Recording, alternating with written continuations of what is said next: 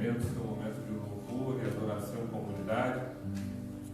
Você que nos assiste pela internet, vocês que estão aqui no templo, vamos celebrar ao Rei dos Reis, agradecer pelas misericórdias do Senhor que se renovaram mais uma manhã, e celebrar ao Cristo que venceu e nos salvou.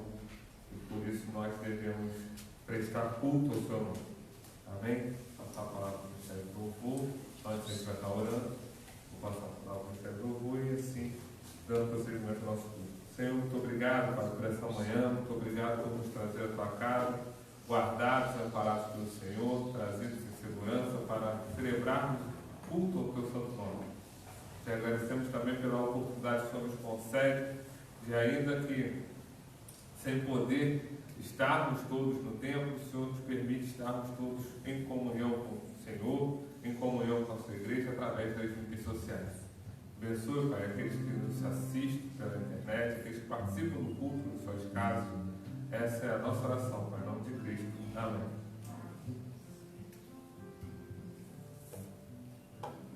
Então vamos estar na tua presença, ó Deus, nos teus altares, e desfrutar dos teus manjares e delícias, da tua alegria, da tua presença no nosso meio. Nós amamos estar, ó Deus, te louvando e bendizendo o teu santo nome. Não há melhor lugar para estarmos. Eu convido você na tua casa a estar adorando ao Senhor nesse momento e dizendo a Ele: Jesus, eu te amo, eu amo a tua presença no meu coração e na minha casa, porque assim como as águas encontram refúgio em meio à tempestade, nós também encontramos nosso refúgio em Cristo Jesus. Aleluia. Te louvamos a Deus, gratos por tudo que tem feito na nossa vida.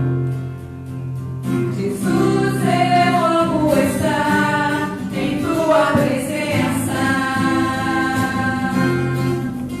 Quero me entregar a ti cada dia mais, pois não há lugar melhor do que estar em tua casa. Pois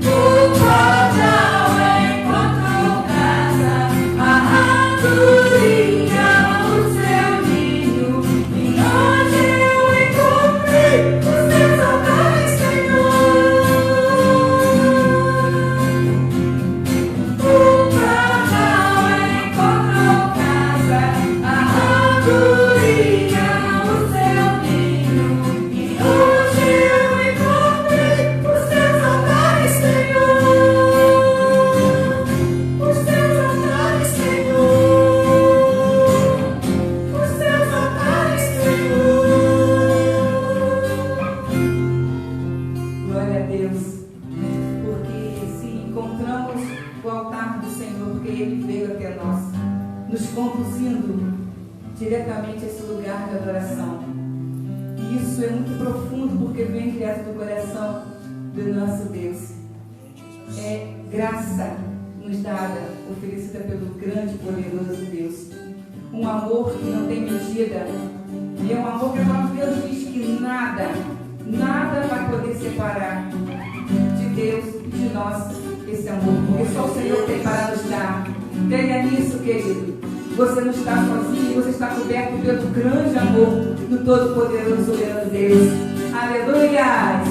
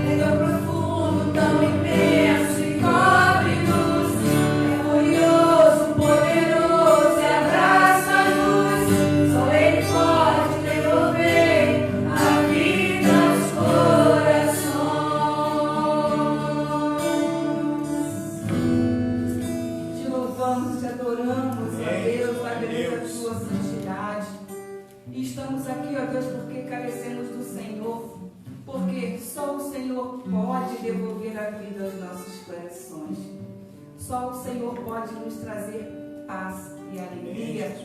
Então, ó Deus, muito obrigado, Pai, por isso, porque o Senhor tem cuidado de nós. Obrigado, Deus, pela tua fidelidade. Obrigado pelo teu grande amor, que é tão profundo, ó Deus, que o mundo não pode entender. Mas a tua graça tem nos feito entender a cada dia, ó Pai querido, que estar na tua presença vale mais que estar em qualquer outro lugar. Então, assim, ó Deus amado, que a cada dia possamos sentir, ó Deus, a cobertura do Senhor sobre as nossas vidas, nos conduzindo sempre a louvor e bendizendo o teu santo nome. Obrigado mais uma vez por Cristo Jesus na cruz. Obrigado porque se não fosse Ele, ó Deus, nós não teríamos para onde ir. Então te louvamos pelo sangue derramado ali naquela cruz, pela ressurreição no terceiro dia, ó Deus amado, pelo véu rasgado, pela novidade de vida. Continue conosco. Continue, Pai querido, nos guardando, nos protegendo. E assim, ó Deus querido, nós agradecemos nesta linda manhã, em nome de Jesus. Amém? Amém.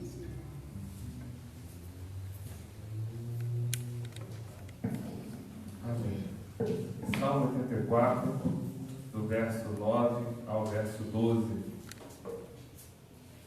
Salmo número 84, do verso 9 ao verso 12, diz assim: Ó Deus, olha com favor para o Rei, nosso escudo. Mostra a bondade ao teu ungido. Um só dia nos teus pátios é melhor que 1000 dias em qualquer outro lugar. Prefiro ser porteiro na casa do meu Deus a viver na morada dos perversos. Pois o Senhor Deus é o nosso sol e nosso escudo. Ele nos dá graça e honra. O Senhor não nos negará bem algum àqueles que andam no caminho certo. Ó Senhor dos exércitos, como são felizes os que em ti confiam. Amém? Oremos mais uma vez. Senhor, muito obrigado pela tua palavra, muito obrigado por nos ensinar a partir dessa palavra, sermos cada dia mais preparados como servos do Senhor para a tua cena. Nos ajuda, Pai, a entender a tua palavra nessa manhã, nos capacita a colocar na prática. Essa é a nossa oração, em nome de Cristo. Amém. No domingo passado, nós iniciamos essa série e começamos falando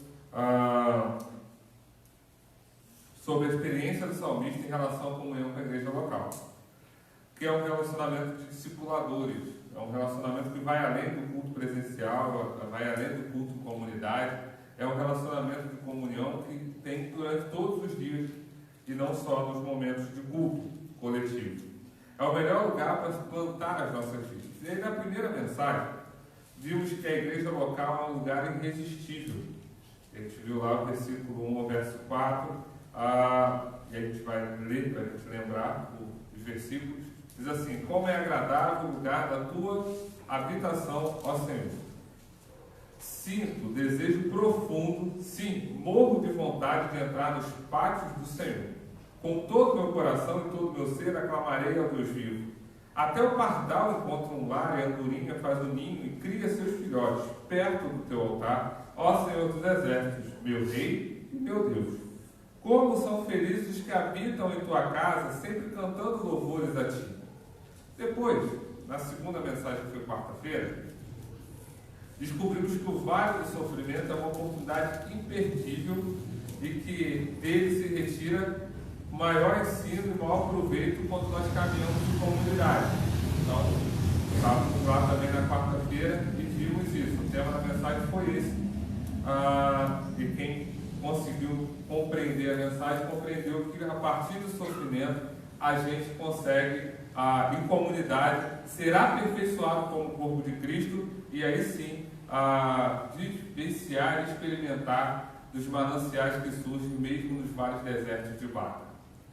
E aí, hoje, nós estudaremos que um dia na presença de Deus, na comunhão do povo de Deus, é um tempo inesquecível. Então, nós vimos que o local da habitação é um local irresistível, que os nossos sofrimentos são aperfeiçoamentos, e aí também são oportunidades imperdíveis, e hoje nós vamos ver que estar em comunhão é um tempo inesquecível.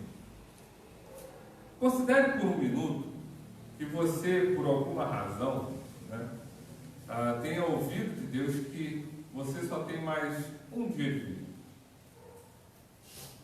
Amanhã, dia 13 de julho de 2020, seria seu último dia. Quando desse meia-noite, assim como nos contos de fada da Cinderela, acabaria um canto da vida. E vocês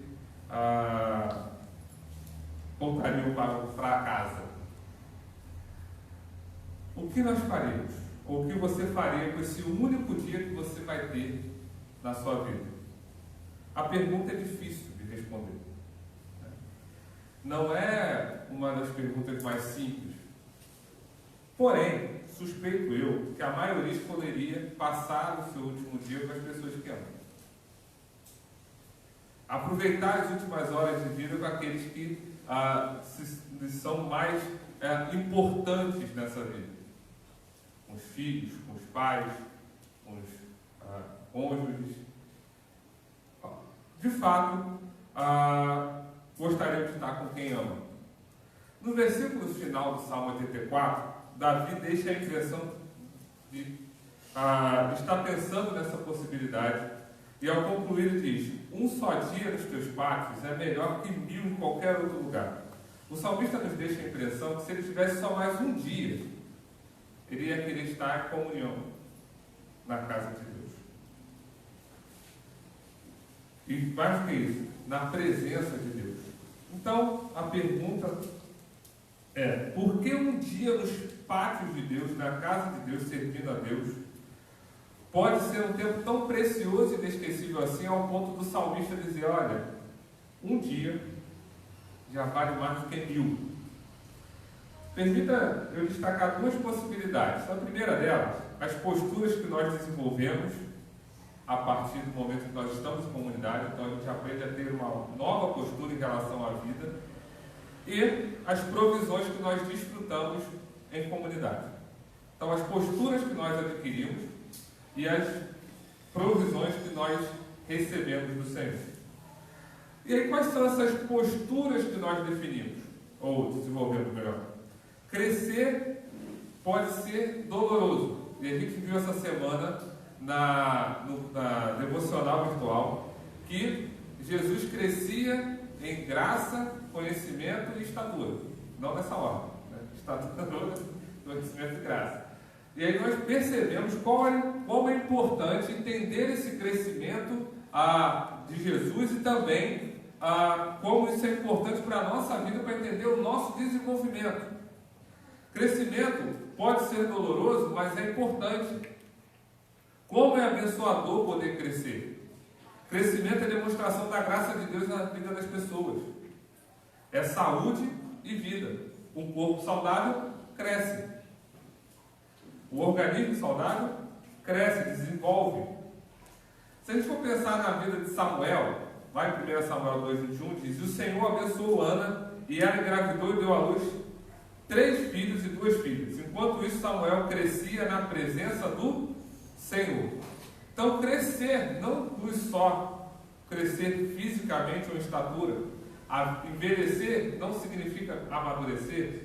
Então, nesse contexto, a Bíblia nos orienta sempre a buscar crescer na presença do Senhor e a criar nossos filhos na presença do Senhor.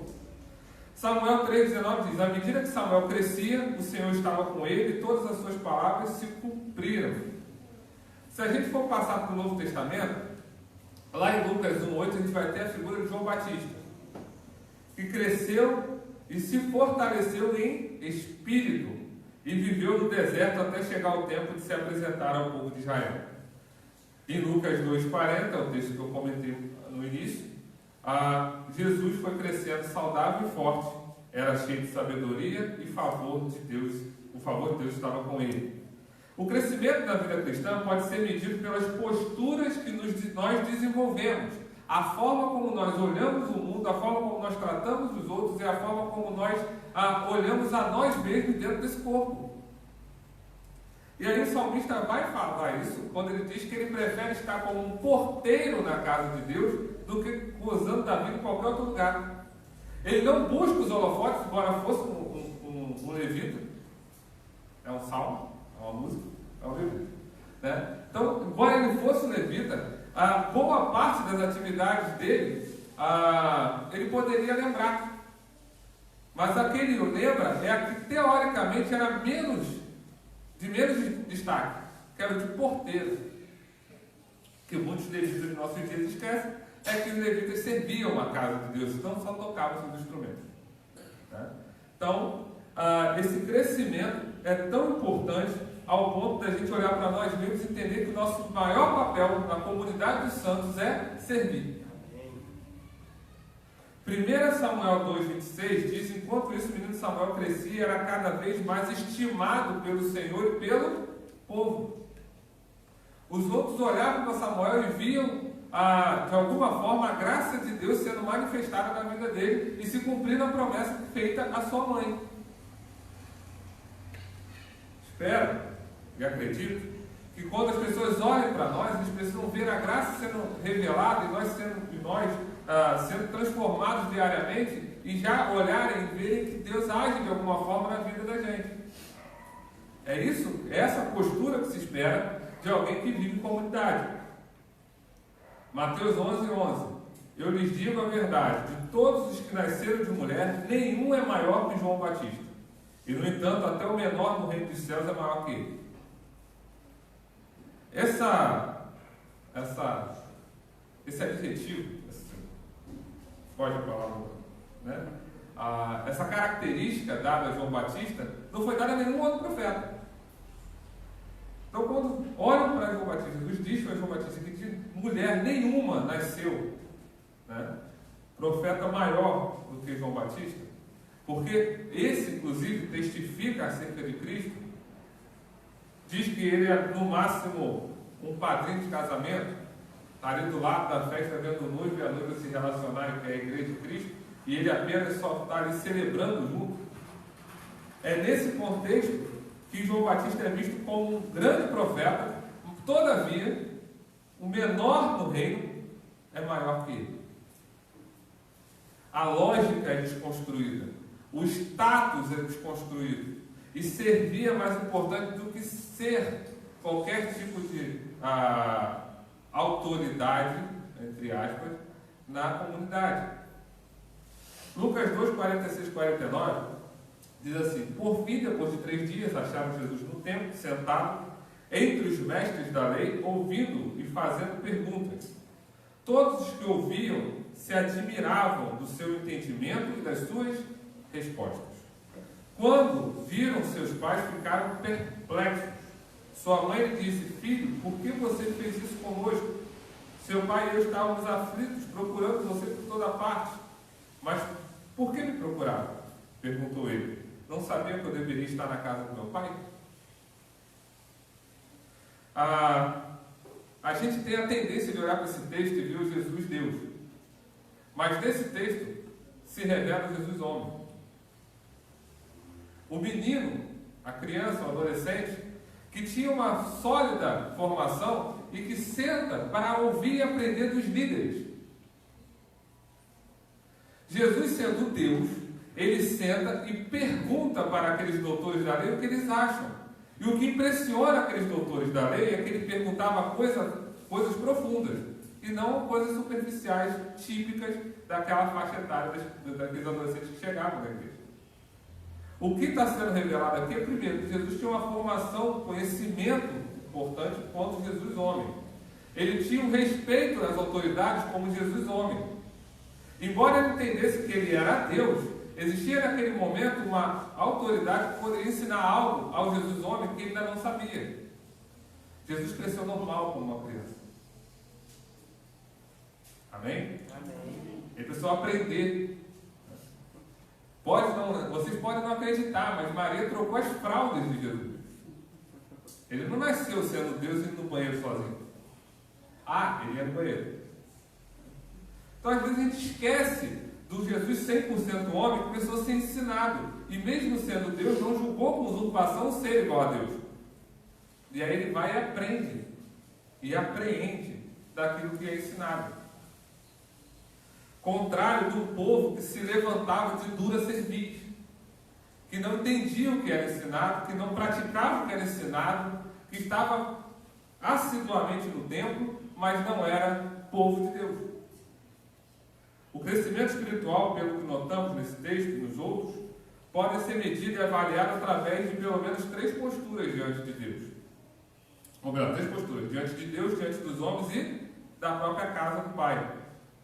Curioso é que as mesmas posturas aferidoras de crescimento podem ser reveladas na vida desse salmista.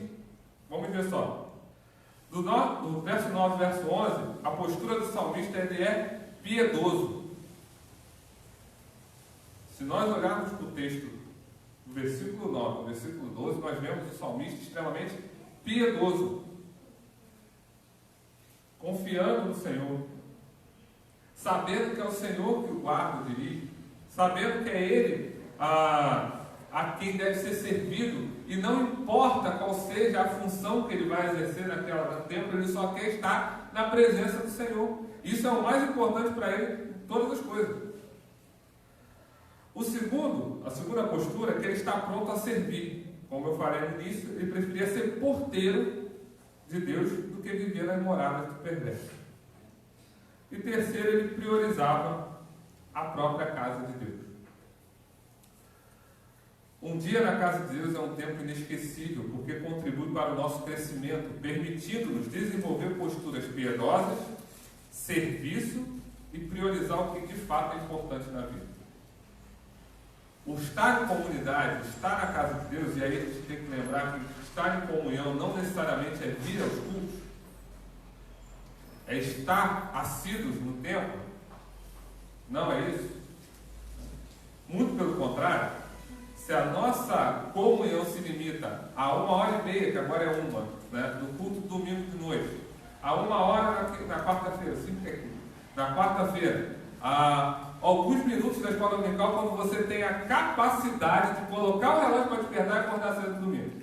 Também tem esse problema. Se a gente achar que essas 4 horas semanais são e devem ser o meu momento de comunhão com o corpo de Cristo, eu tenho que te dizer que você não tem comunhão com Cristo. Você, no máximo, é um religioso assíduo, batendo seu ponto em mais uma atividade que você descobriu que precisava fazer. É importante, sem dúvida. Estar na casa de Deus, no momento do culto, mas a menor dúvida que é importante. Mas não é a única coisa que tem que ser feita. A gente vive um movimento de massa. E aí, em massa, a gente se reúne, em massa, a gente celebra, mas saindo daqui individualmente, a gente esquece que a gente é povo de Deus também. Que a gente é a igreja onde a gente estiver. Que a gente precisa cuidar do que fala a boca, porque é do que está cheio o coração. Consegue notar em algumas pessoas, alguns textos desses personagens que eu citei, esse perfil piedoso, essa postura de quebrantamento? Então vamos ver, por exemplo, João Batista.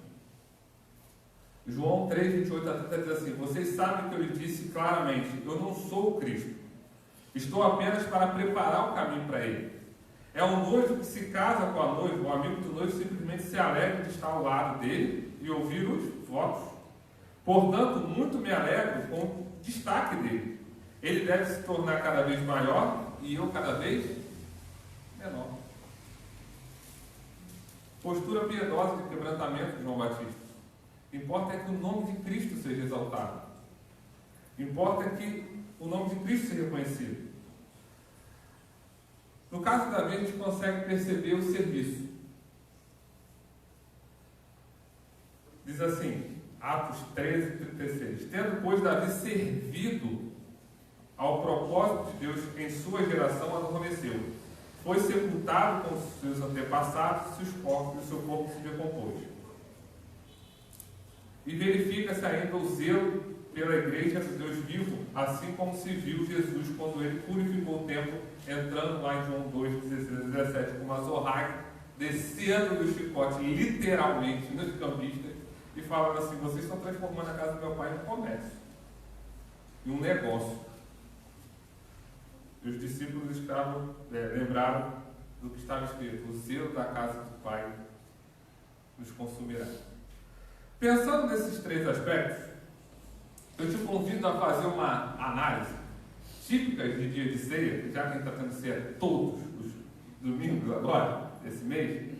Não vai de manhã não, mas à noite vai ter. Analise, pois, a si mesmo e pensa se você tem conseguido ter essa mesma postura de João Batista, de apontar para Cristo e falar: é Ele que importa ser grande, é Ele que importa ser reconhecido. E aí tem um memezinho de internet que a igreja não é lugar de ser reconhecido, esse lugar de ser reconhecido é o IML. Então, é Cristo que tem que ser reconhecido, é Ele que tem que ser louvado e adorado, não sou eu.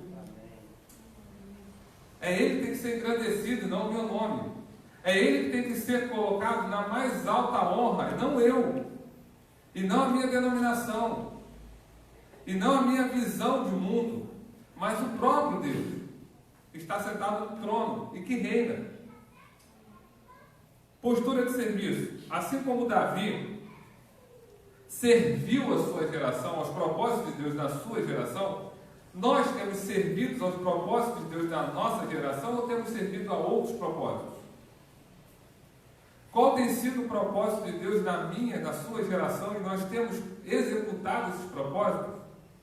Ou temos achado que são outros e vivendo de qualquer jeito?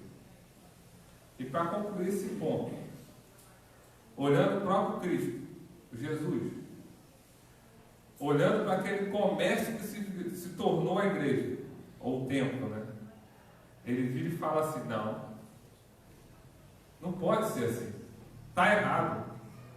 E aí, tomado de um zelo pela casa de Deus, ele vai lá e toma algumas atitudes. Qual tem sido a nossa atitude zelosa em relação à casa de comunhão com o povo? Nós temos zelado por esse corpo, zelado por essa comunhão, ou estamos do lado de lá do chicote? Sentiu estar lá, sente doer. Eu falei: não fui eu que bati, porque estava do lado errado. Portanto, a vida na comunhão da igreja local nos proporciona um crescimento em piedade, um crescimento no serviço, no conceito de serviço, e no zelo, que é o entendimento pelas coisas de Deus. Um dia nesse lugar é que é melhor do que em qualquer outro, porque é o melhor lugar do mundo. E um dia nesse lugar se torna inesquecível, é sempre inesquecível. Isso são as nossas posturas porque estamos no corpo. Isso fazemos parte do corpo. E essas posturas são necessárias porque pelos frutos conhecereis a árvore. Então, os nossos frutos apontam a videira verdadeira. Ou melhor, deveriam, pelo menos, apontar a videira verdadeira. Porque às vezes não apontam. Segundo, as provisões que nós desfrutamos nessa vida em comunidade. Além das posturas que nós desenvolvemos, um dia na casa de Deus é um tempo inesquecível por causa das provisões que recebemos. Preste atenção nos dois últimos versículos do Salmo, nos dois últimos versos do Salmo. Pois o Senhor Deus é o nosso sol e o nosso escudo, nos dá graça e honra. Só aí já dava 3 sermões. Aí vamos. O Senhor não negará bem algum aqueles que andam no seu caminho, no caminho certo. Versículo 12. Ó Senhor dos exércitos, como são felizes que confiam em Ti. Note que o salmista destaca primeiramente a presença persuasiva e pervasiva de Deus. É uma presença infiltrante, penetrante, como o sol. Todos nós já percebemos isso. De manhã cedo, começa a amanhecer o dia. Se a casa for sol da manhã, então é maravilha. E aí ela começa a levantar e não tem cortina que segure. Porque se tiver uma fenda, aquela luz entra. Não interessa o que aconteça, o sol continua a entrar sem pedir licença, sem pedir autorização. Por mais que a gente tente bloquear, de alguma forma, passa. O Senhor Deus é o nosso sol, e Ele age em nossas vidas em qualquer circunstância, até quando a gente tenta impedir, porque Ele é soberano. Amém. E a sua presença vai entrando até nas fendas mínimas que sem nós percebermos. O sol da justiça continua raiando, mesmo em dias nublados e nebulosos. Segunda afirmação. O salmista diz que tem uma proteção poderosa. O Senhor Deus é o nosso escudo. E aí, se a gente for lá para o Salmo 91, então, que vai tratar desse escudo com mais detalhes, né? A gente vai perceber quão poderosa é a proteção de Deus em nossas vidas. É Ele que é o escudo, é Ele que nos protege. O Salmo 46 diz que Ele é um refúgio e fortaleza, socorro bem presente na hora da tribulação. E aí continua: quem temeremos? Ainda que o mar se revolte, ainda começa o verdadeiro caos. Né? Ainda assim, confiaremos no Senhor, que é o nosso escudo, é a nossa proteção. É Ele que nos guarda. Terceira coisa que nós aprendemos nesses 2 últimos versículos é que a promessa é preciosa. O Senhor Deus nos dá a graça de viver e ter recursos para essa jornada, e nos dá honra ou glória, que é a recompensa final dessa jornada. Ele está conosco todos os dias, nos dando condições e recursos para manter a nossa jornada, com a promessa certa de nos receber da sua glória. Quarto, nós vemos uma profusão da sua bondade. A sua bondade é dada a todos aqueles que andam no caminho certo. O Senhor não negará bem algum aos que andam no caminho certo. E aí a gente precisa entender que esse bem aí não é propriedade. Né? Não é para declarar imposto de renda. Esse bem aí é entender que tudo vai bem na vida dele, independente das atribulações. Porque a gente precisa lembrar que esse versículo está vindo depois, logo depois do 5 ao 8. Do sofrimento, do vale de Baca, do choro, da lágrima, lembra? Do sermão de quarta-feira. Então, logo depois disso, você lembra que Deus não negará bem algum aqueles que andam no caminho certo. O caminho para se passar naquele momento era o vale. E no vale ele deu o bem, que é fonte jorrando de água para garantir que chegasse do outro lado. Segurança e força para passar por aquele caminho. Esse é o bem do Senhor na nossa vida. Ele não nega esse bem, esse fortalecimento para passarmos por lutas. Do bem aqui não é tirar a luta, é dar força para que passe na luta. E por fim, observamos os prazeres piedosos ofertados por Deus. Ó Senhor dos exércitos, como são felizes os que em ti confiam. E aí não tem como não fazer um link, um paralelo com Filipenses, que fala assim, é feliz em toda e qualquer circunstância. Independente das circunstâncias, independente das lutas. É ser feliz tanto nos atos do Senhor que são amáveis, como está de 1 a 4, como no vale de Baca, de 5 a 8. Todos que confiam no Senhor, independente de onde estejam, estão felizes. Isso é muito mais, infinitamente mais, quando nós nos desfrutamos disso na comunhão fortalecedora da igreja de Deus vivo. Portanto, não deixe de congregar como é costume de alguns. Hebreus 10, 23 diz assim, apeguemos firmemente, sem vacilar, a esperança que professamos, porque Deus é fiel para cumprir a sua promessa. Pensemos em como motivar uns aos outros na prática do amor e das boas obras. E não deixemos de nos reunir como fazem alguns, mas encorajamos mutuamente, sobretudo agora que o dia está próximo. Se continuamos a pecar deliberadamente, depois de ter recebido o conhecimento da verdade, já não há sacrifício que cubra esses pecados. Há somente a assustadora expectativa do julgamento do fogo intenso que consumirá os inimigos. A vida longe da comunhão da igreja é perigosa. Hebreus 3, 12 diz, portanto, irmãos, cuide para que nenhum de vocês tenha um coração perverso e incrédulo que desvie de Deus vivo. Advirtam-se uns aos outros todos os dias, enquanto ainda é hoje, para que nenhum de vocês seja enganado pelo pecado que fique endurecido. Porque nos tornemos participantes de Cristo, se de fato mantivermos firmes até o fim a confiança que nele depositamos no início. Lembre-se que deixar de congregar não necessariamente é deixar de frequentar os cultos. Pela mesma explicação que eu dei agora. Deixar de congregar, de cuidar uns dos outros, de orientar uns aos outros, admoestar uns aos outros, ensinar uns aos outros, e dizer para o outro que ele está errado às vezes, isso tudo, inclusive, não é feito no culto. Não é feito no culto. Tirando, de vez em quando o cajado pesa um pouco mais no culto, todo o resto, isso não é feito no culto. Isso é feito no dia a dia. É no partir do pão, diariamente, de casa em casa, nas orações. É feito, em alguns momentos como o nosso, em grupos de WhatsApp. Ou melhor, mensagens de WhatsApp. Não aparece no grupo.